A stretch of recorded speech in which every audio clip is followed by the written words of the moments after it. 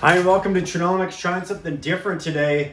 It is 4:59, just in time for the Tokyo Open.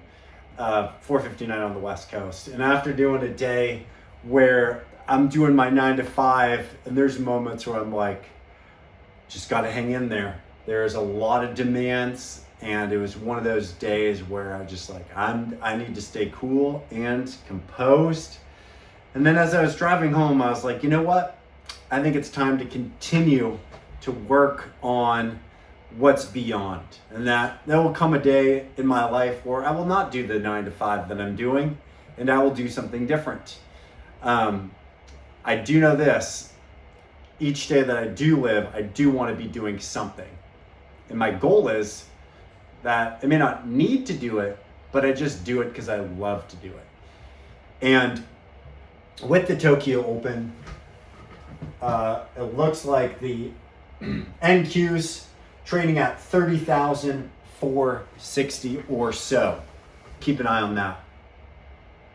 But a few things that came to mind today was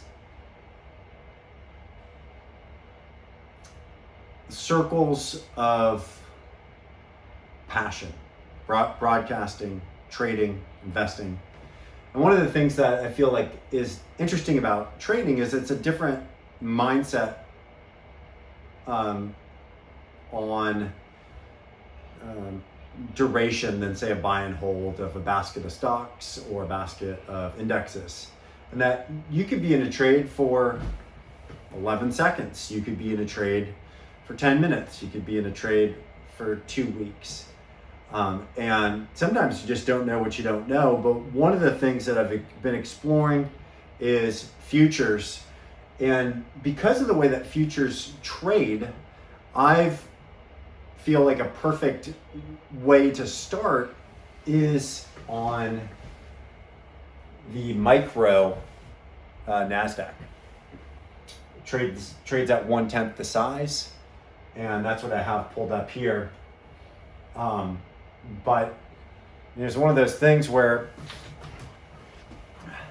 probably could relate to some people out there of, you might like to trade, but say you're on the West Coast and you're up at 6:30 for the open, but then you need to be at work at 9. Well, it really only gives you like an hour if your commute's an hour and you need to do stuff in between.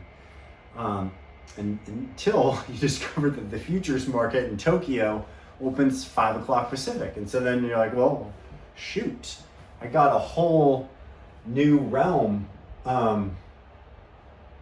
open to me.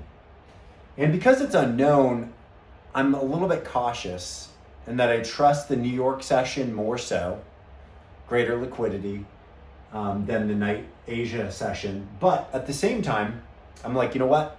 I got to take what's been given to me and make the most of the opportunities, right? And that I want to be fully focused on what I'm doing at hand. And so one thing that I've tried to do is if I'm done in the morning, I'm done, positions are closed out, I do what I need to do on the day.